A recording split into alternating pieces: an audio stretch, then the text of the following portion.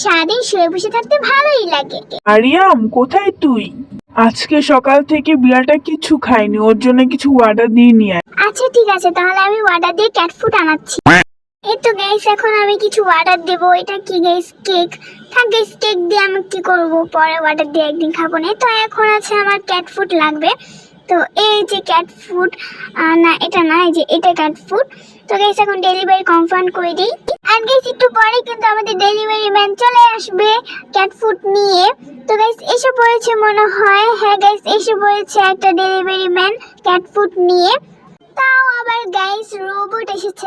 আর এখন ক্যাট ফুডটা একটা ভিতর থেকে বের করে এখানে রাখি, না এখানে বিড়ালের সাথে রাখি।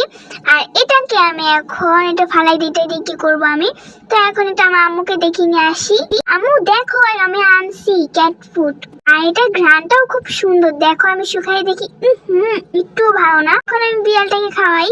তো এই যে গাইস আমার বিড়ালটা খুব মজা করে খাচ্ছে। আর গাইস শুধু এই বাটিটা আনছি, এটা ফালাই দিয়ে যাই হোক গাইস।